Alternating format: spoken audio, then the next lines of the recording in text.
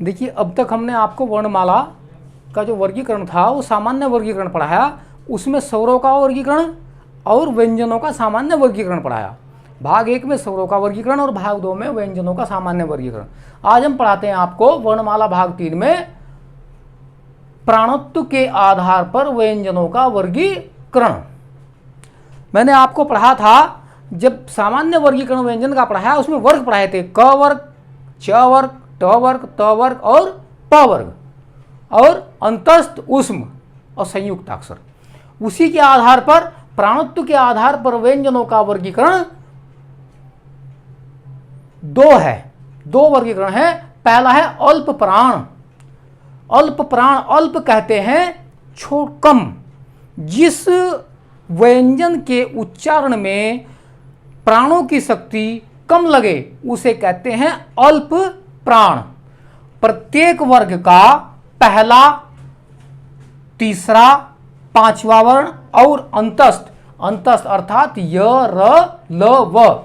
आपको मैंने पढ़ा था वर्गीकरण में कि अंतस्थ य, र, ल, व को अंतस्थ व्यंजन वर्ण कहते हैं, अल्प प्राण कहलाते हैं। चूंकि इनके उच्चारण में प्राणों की शक्ति कम लगती है, इसलिए इनको अल्प प्राण कहा जाता है। दूसरा है महाप्राण।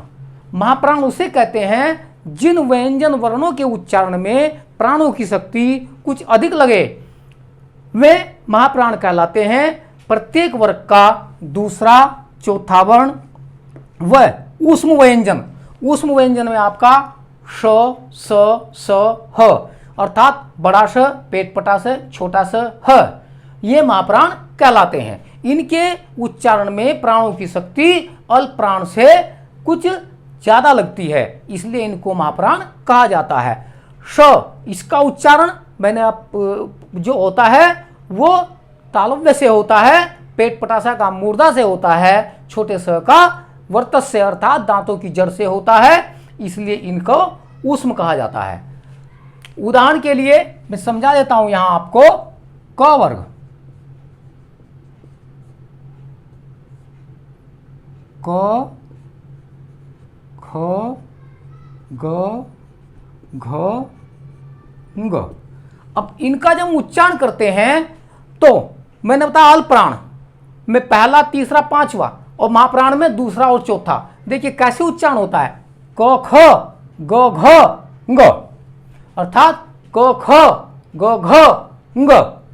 तो ख और घ ये आपके महाप्राण हुए, क, ग और ग यानी पहला, तीसरा और पांचवा अल्प प्राण हुए, दूसरा और चौथा महाप्राण हुए। यह है प्राणत्व के आधार पर व्यंजनों का वर्गीकरण।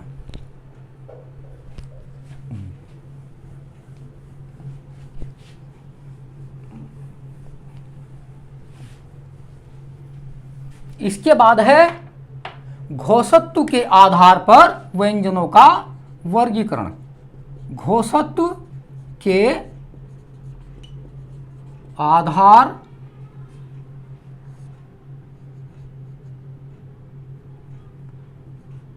पर व्यंजनों का वर्गीकरण। घोषत्व के आधार पर व्यंजनों का जो वर्गीकरण है वो दो भाग हैं। नंबर 1 अघोष और नंबर 2 घोष या सघोष।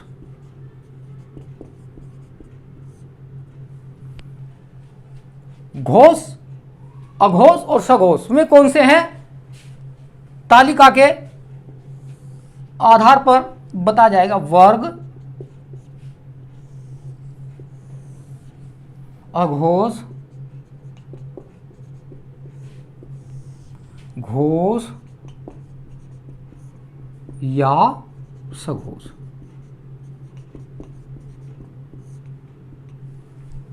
क वर्ग, क, ख, ग, घ, ग। च वर्ग, च, छ, ज झ य, ट वर्ग, ट ठ, ड ढ न, त वर्ग, त थ, द ध न, प वर्ग, प फ, ब भ म और श, तीनों श, बड़ा स, पेट पटा स, छोटा स, अंतस्थ य र ल व और ह। अघोष क ख प्रत्येक वर्ग का पहला और दूसरा और श ये आपके अघोष में आएंगे और प्रत्येक वर्ग का तीसरा, चौथा, पांचवा और य र ल व ह घोष या सघोष में आते हैं। अब प्रश्न आता है आपका कि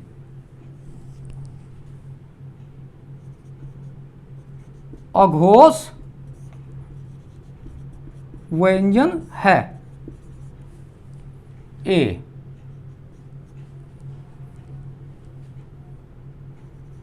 घ, बी, ल, सी, पेट पटा से, डी, न। अब आप उत्तर, इसका उत्तर क्या देंगे? उसने कहा अघोष व्यंजन है। अब आप अघोष आप पढ़ चुके हैं कि प्रत्येक वर्ग का पहला, दूसरा वर्ण और तीनों स अघोष में आते हैं। तो आप इनमें से देख लीजिए कि कौन सा अघोष में आ रहा है।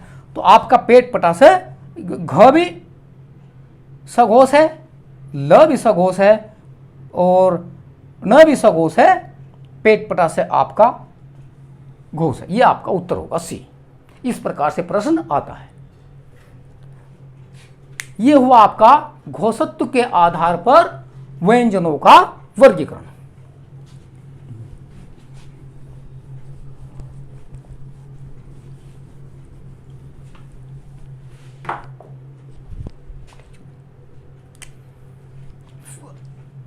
फिर है आपका उच्चारण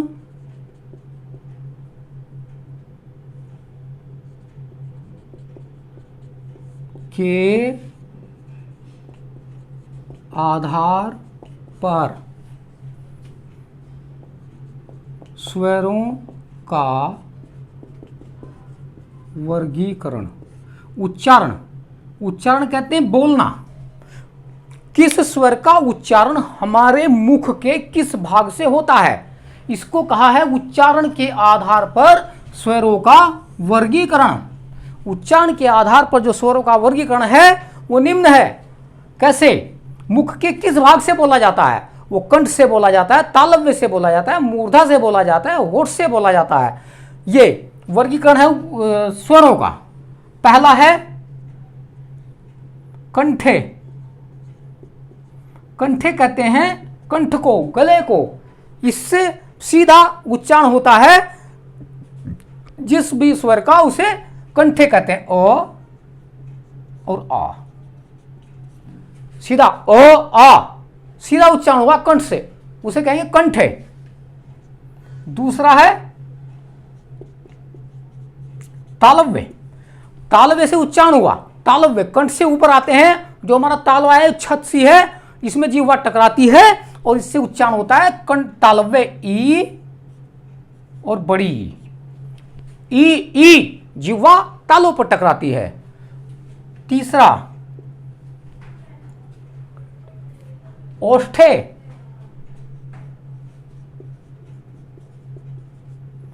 होठ, होठ अपना आकार लेते हैं।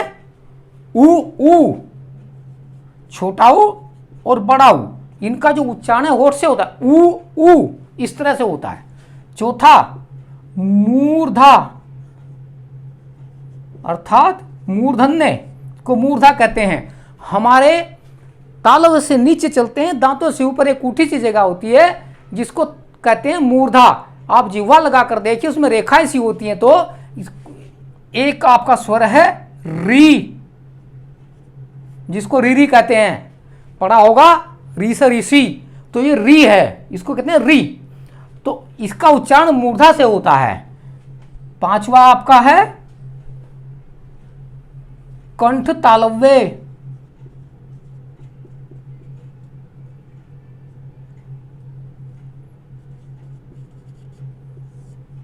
कंठ तालव्य, कंठ से होती हुई आवाज तालव्य को छूती हुई बाहर निकलती है, वह कंठ तालव्य ए और ऐ। क्योंकि मैंने आपको पढ़ा चुका हूं पहले कि मिश्र संयुक्त या संधि स्वर हैं, तो ए ऐ है। ए का निर्माण किससे हुआ? अ और ई, यानी कंठ और तालव्य दोनों के मिलने से ए का निर्माण हुआ और ऐ का, इसलिए इनको कहा है कंठ तालव्य। छठा कंठ ओष्ठे।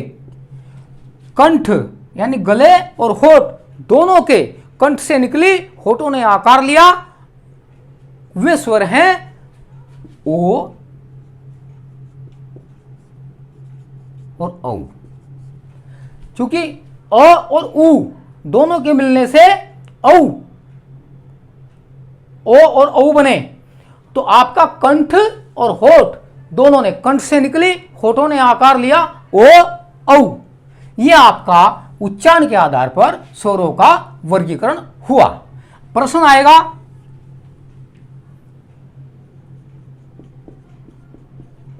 ओष्ठे स्वर है, आपका उत्तर होगा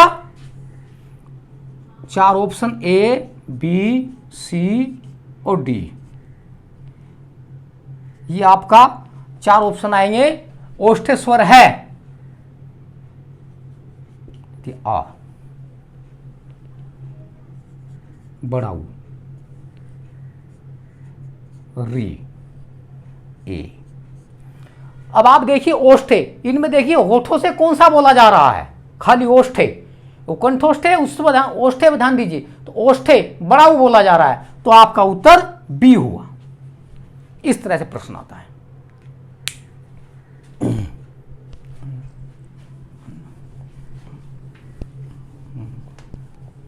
अब है उच्चारण के आधार पर व्यंजनों का वर्गीकरण।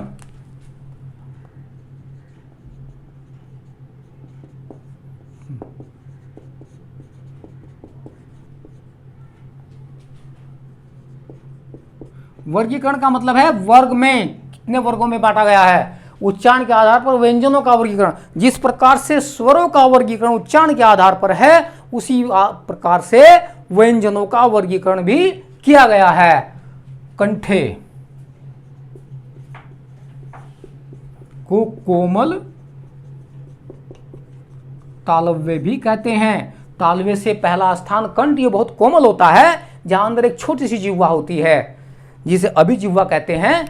तो ये इस जिह्वा का काम है, जो अंदर गले में छोटी सी जिह्वा सी जीभ सी होती है, जिस समय हम खाना खाते हैं तो हमारी श्वास नली को ढक लेती है ताकि उसमें खाना ना चला जाए। तो इसको कोमल तालव्य कहते हैं। कंठ से कौन कौन से बोले जाते हैं? क वर्ग, आपका मैंने वर्ग पढ़ाया था, क, ख, ग, घ, ग और ह। ये आपके कंठे हैं, कंठ से गले से बोले जाते हैं। फिर आपका तालव्य, जो तालव्य पर जीभ लगती है उससे बोला जाता है च वर्ग। च, छ, ज, झ, य, प्रास और य।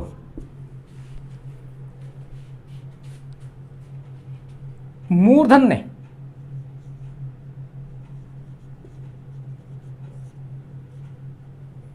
या पूर्व तालव्य भी कहा जाता है। मूर्धन्य को पूर्व तालव्य भी, मूर्धन्य को पूर्व तालव्य भी कहते हैं। जब हमारी जीवा मूर्धन्य पर टकराती है, मैंने अभी बताया था, तालव्य से नीचे दांतों से ऊपर एक उठी सी जगह होती है, उसको मूर्धन्य कहते हैं। ट वर्ग, ट, ठ, ड, ढ, न और पेट पटास, और आपके दोनों उत्क्षिप्त ड और ढ, जब बिंदु लग जाता है ड ढ उत्क्षिप्त में आ जाते हैं दोनों। फिर है आपका दंते। जब आपकी जीवा दांतों पर टकराती है तो उनको दंते कहते हैं। जिन व्यंजनों के उच्चारण में जीवा दांतों पर टकराती है, त वर्ग, त, थ, द, ढ, ये हैं न को छोड़ करके दंते। ओष्ठे,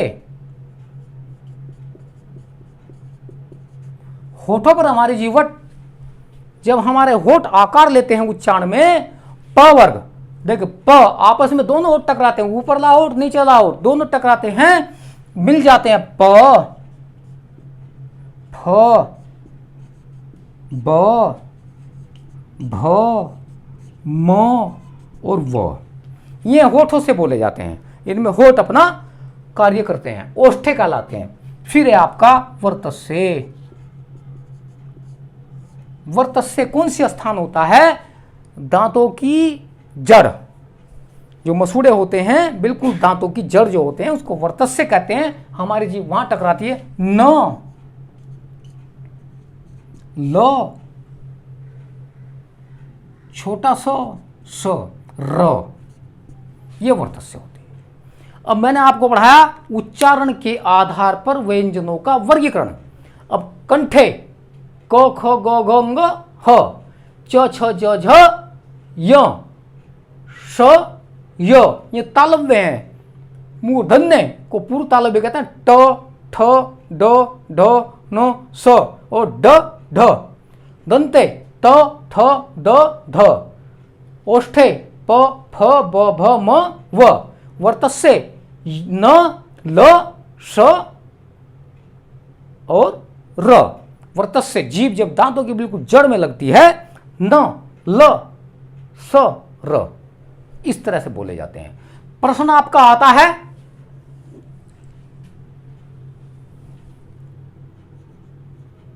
दंते व्यंजन वर्ण है, तो आप उत्तर क्या देंगे? ए, बी, सी और डी में आएगा आपका च, पेट पटाश, म और आपका ठ। अब आप उत्तर छांटिए। दंते व्यंजन वर्ण है तो आपका उत्तर होगा थ, क्योंकि दंते दांतों पर जो जीभ टकराती है थ में टकराती है। यह आपका उच्चारण के आधार पर व्यंजनों का वर्गीकरण हुआ।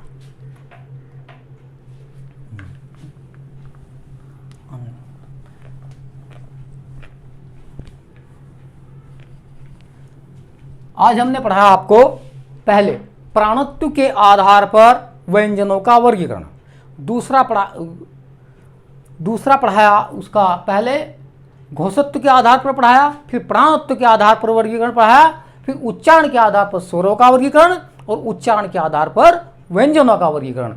ये आपको वर्णमाला भाग 3 में आपको 3 वर्गीकरण मैंने आपको पढ़ाए। आप इनको अच्छी तरह से समझ लेना, क्योंकि आप वर्ग जरूर याद रखना कि जितने भी वर्ग हैं, क वर्ग, च वर्ग, ट वर्ग, प वर्ग और त वर्ग और प वर्ग, ये वर्ग हैं। इनके अनुसार ही आपका पूरा ये चलता है। वर्णमाला का जितना भी प्रकरण है उसी के आधार पर ये चलता है।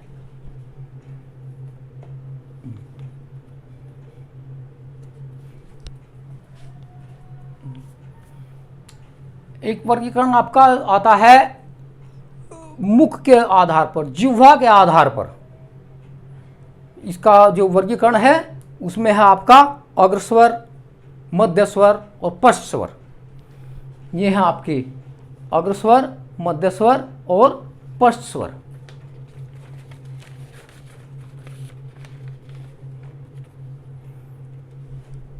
एक थोड़ा सा बीच में मैं एक समझा देता हूं आपको प्रकरण। कभी कभी प्रश्न आ जाता है कि मूल स्वर कितने हैं, मूल स्वर कितने हैं, ये प्रश्न आ जाता है। तो आपका उत्तर होगा 4। मूल स्वर 4 हैं। कौन कौन से? अ, छोटी ई, छोटा ऊ और री। मूल स्वर कितने हैं? तो मूल स्वर 4 हैं। अ, छोटी ई, छोटा ऊ और री, ये आपके मूल स्वर हैं। हमेशा ध्यान रखना, अगर मूल स्वर पूछ लिया जाए तो ये 4 हैं। जैसे आपके मैंने पढ़ा था ह्रस्व स्वर कितने हैं? तो 4, यही मूल स्वर हैं। अ का दीर्घ रूप आ है, छोटी का दीर्घ रूप बड़ी है, छोटा का दीर्घ रूप बड़ा ऊ है, और इनके संयुक्त हैं ए ऐ ओ औ। इसको आप ध्यान रखना, यह आपका जो है स्वर में उस दिन रह गया था, इसको नोट कर लेना।